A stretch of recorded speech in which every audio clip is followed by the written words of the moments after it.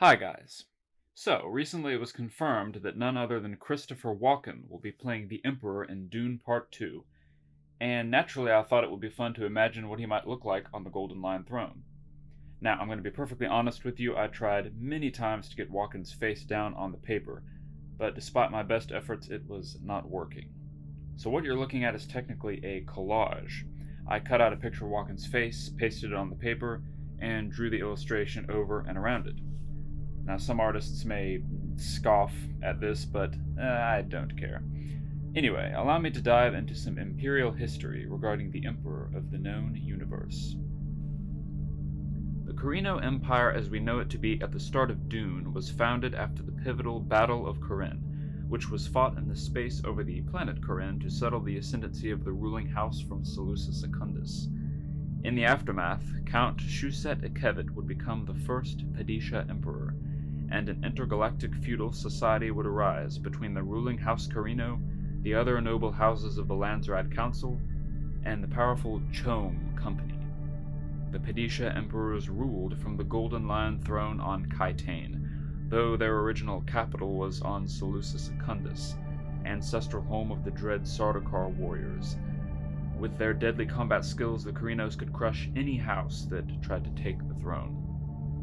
The 81st and last Padisha emperor to rule the known universe was Shaddaam Carino IV, who reigned from 10,156 to 10,196 AG.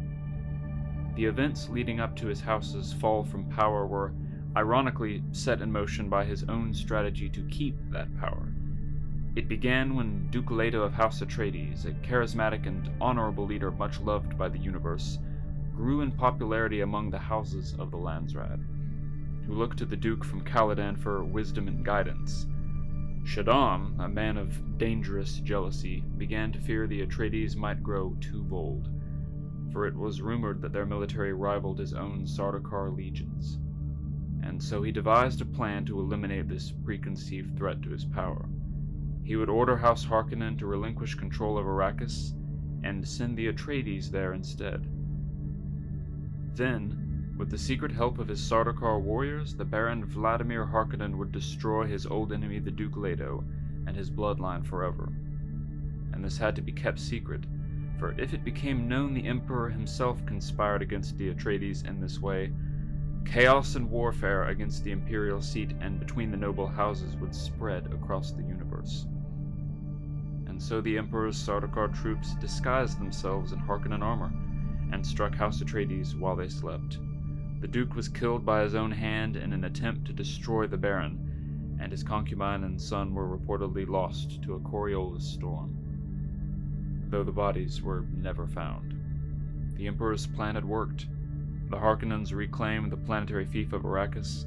Any surviving Atreides were hunted down and either killed or captured to be slaves in the gladiatorial arenas, and Shaddaam sat on the Golden Lion throne as before, while Solaris and spice filled the Imperial coffers.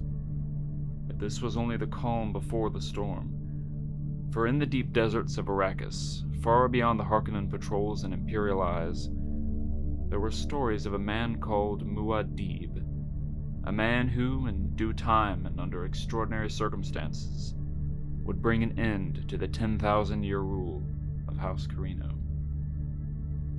Now, I wanted to try and draw a version of the Golden Lion throne in keeping with the movie's visual style, and I'm mostly happy with it, I guess. But yeah, anyway, let me know how you guys imagined these things would look when you read the book. I'm always interested in how other people, pictured these locations and characters and different various things when they read books. It's very interesting, the difference in how we imagine things. But yeah. Thank you guys for watching, and I will see you in the next video. Peace out.